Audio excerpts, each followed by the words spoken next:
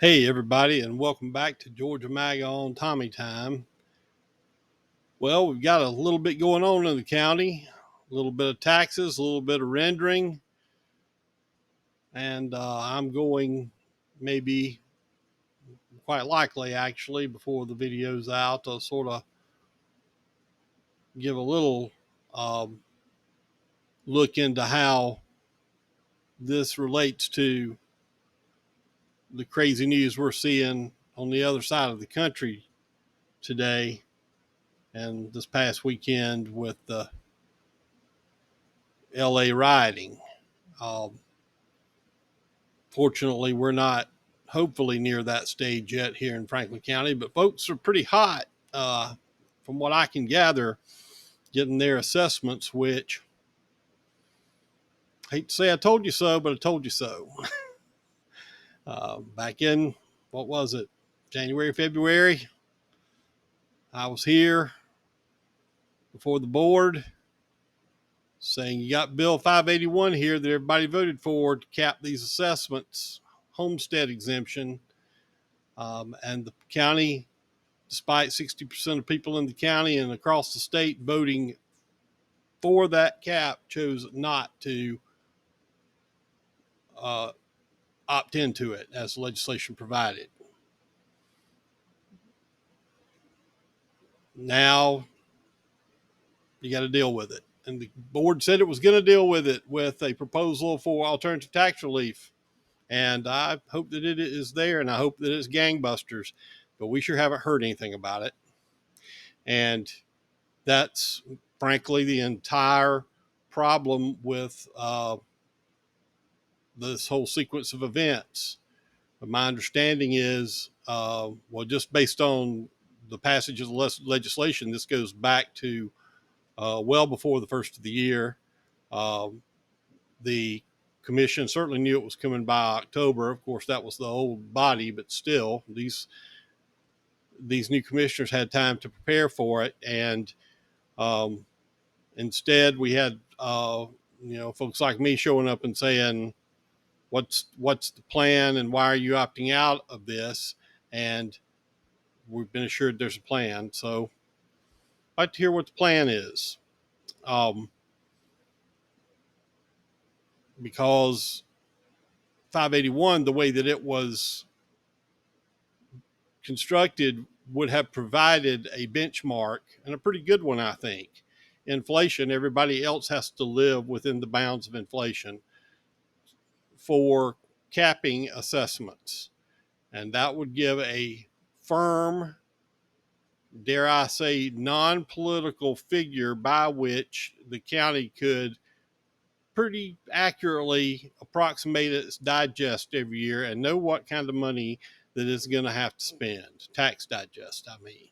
And so, yeah, it might require some tough choices, based upon uh, whatever sort of programs are going in the county right now. That's why you need a Doge, just like I wrote into the newspaper also a few months ago. People need to be shown. I know the budget's been published in the paper, but frankly, those are broad category top line numbers.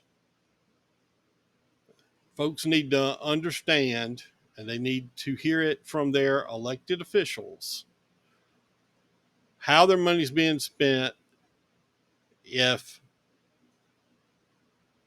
they are obligated by the state to spend it in a particular way or at a certain level. Then people need to understand that so they can take their complaint to the next appropriate level, which would be the state. But just sitting back and saying, yeah, we know the bill passed, but we're not going to opt in because, we don't think it uh, provides for the services that we currently uh, have. Well, maybe a hard look probably needs to be taken at the services, and that needs to be balanced against not just what the legislation would do, but what any tax increase, which in this case would have to come in the form of millage.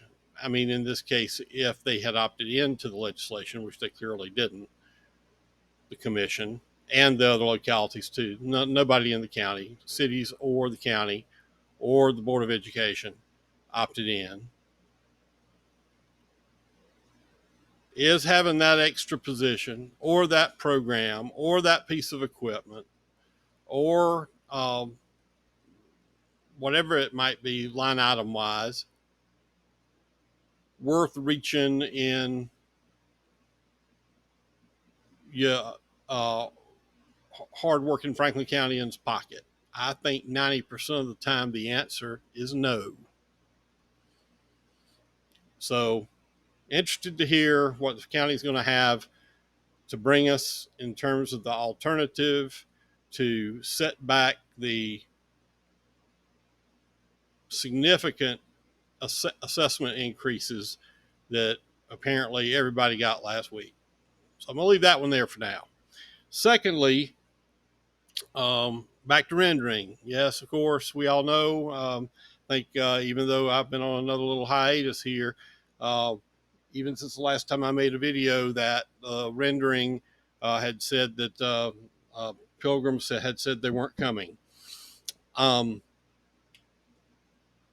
now I understand that the good folks at Save the Broad River, and I have been already in a just brief exchange back and forth on both Broad River and Advanced Franklin tonight on the issue that I'm about to mention, which is the starting of a legal defense fund with apparently the folks who got that started. I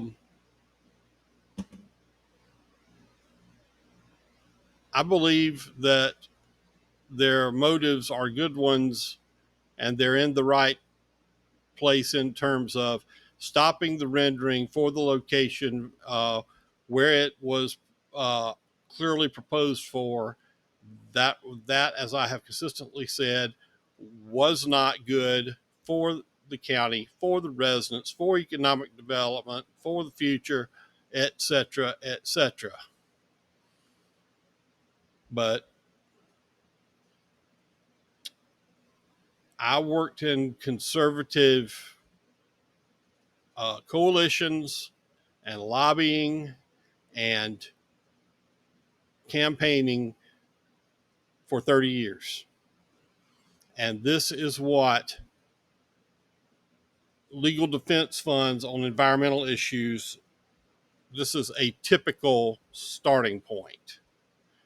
They find a small issue, one that left to itself, as it was 4 years ago here, where the leadership on that, which actually comprises, at least two of our current county commissioners, including our chairman, to lead a community movement, whether that be for or against. In that case, was against whatever the issue happens to be, and dealing with it in that fashion and keeping the focus strictly on that issue, which was that rendering plant at that time at 320 and 85 and 59 over here below Carnesville.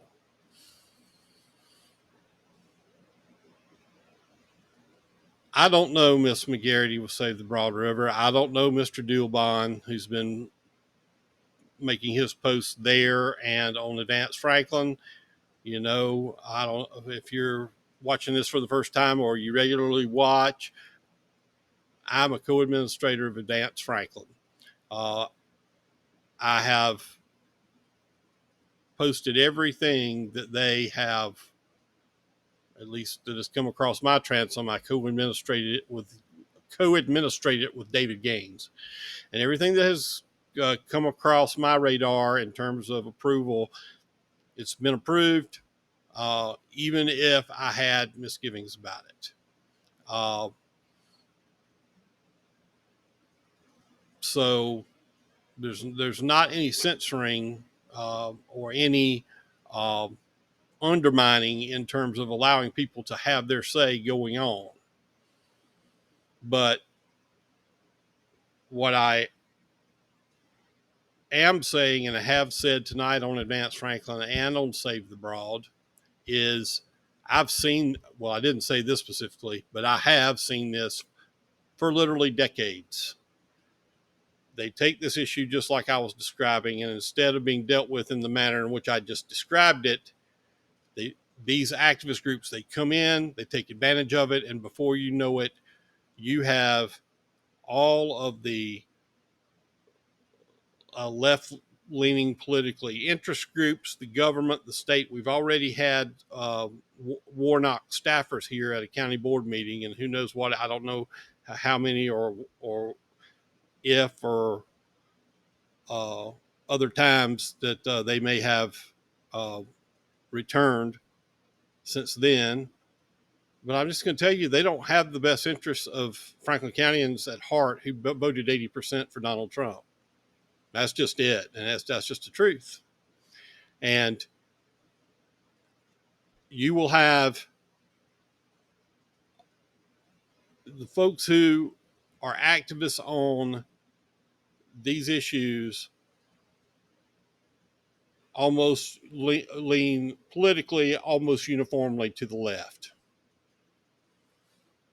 And before you know it, they will have their hooks in. They will have you hamstrung with regulations and the state looking over your shoulder.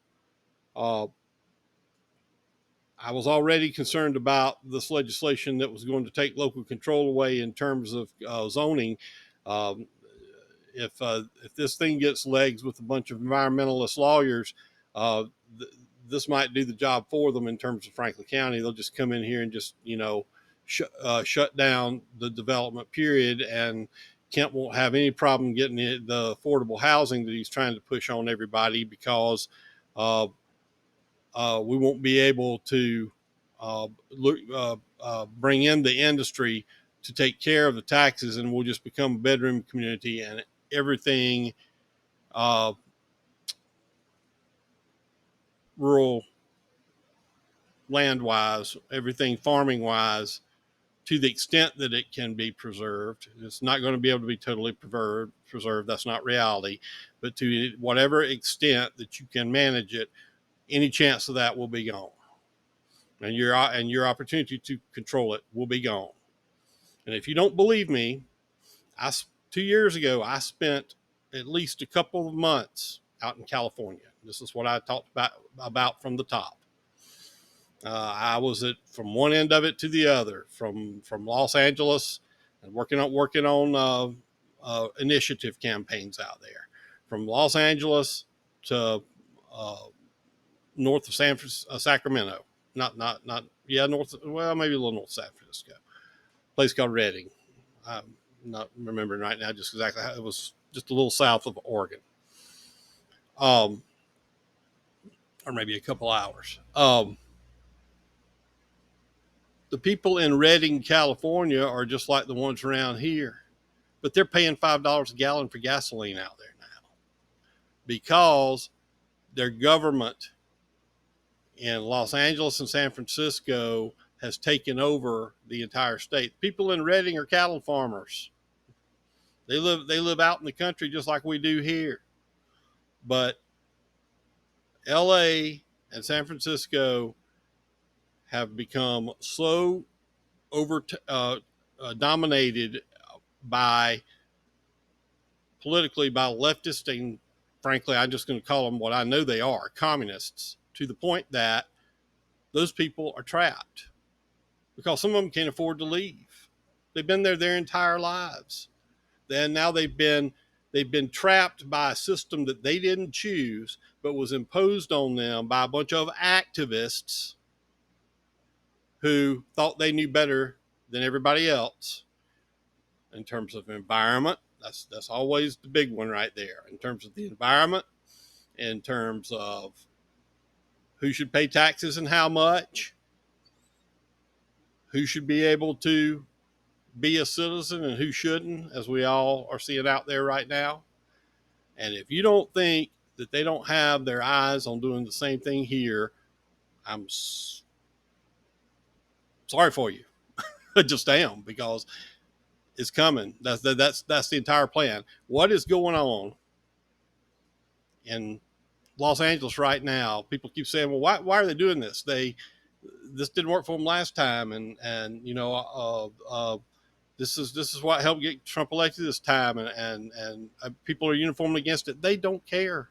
These people are fanatic, ideologically committed to what they are doing, and the reason that Biden, or the auto pen, as Trump says, and I think he's 95% right, and the auto pen signed the orders to bring all these people here, and it started before him. It started during Obama, and insert them, infiltrate them essentially into big cities where they knew at that point they could get away with it, was to foment civil unrest. These people are looking for a war. As much as they accuse Trump of being authoritarian and tight-fisted and going to put his boot on people's neck, that is what they will do once they have control, once they have used the illegals to vote them into office, and the unrest and the economy and the literal state of civil war has gotten to the point that the civil unrest, insurrection, has gotten to the point that the only way to put it down is but through military means, and they'll do it. But that's the whole game plan. That is what this has all been about. So you can call it tinfoil hat if you like. I've been working in the on these issues for 3 decades. This is always the game plan. They feel like they now are on the very verge, or were on the very verge, of accomplishing everything they've worked for probably since at least the 1950s. The communism has been around for almost 200 years now. The Communist Manifesto was written in 1858, I think. But in terms of getting its hooks in the United States, probably, even though he was probably not as well, I don't know. He was an academic. He may have been more familiar with it than I give him credit for. Probably started it in this country with Woodrow Wilson. But anyway, I'm getting a little bit off on a academic tangent that I really didn't mean to. But if we allow, and I hope that those who are in charge of Save the Broad River, who are taking an interest in the community and and conservation of the community, are not pursuing other environmental agendas. I deeply hope not, and I have no way to say one way or the other, except from past experience. And past experience, I have seen too often instances like these. A small community issue gets um, uh, taken advantage of, blown out of proportion, and before you know it, you have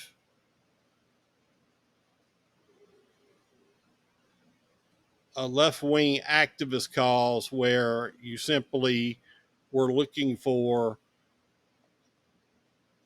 a direct solution to a local problem. So, going to leave it there for tonight. 20 minutes is probably about 5 minutes later than I intended to go. But as always, I appreciate you checking in, and like, subscribe, and share wherever you happen to see this, which will be on Advanced Franklin to Save the Broad River. Yeah, I think I've been putting them there, and some of the local community pages, and we'll try to get back with some more videos sooner rather than later. Have a good night and happy Father's Day.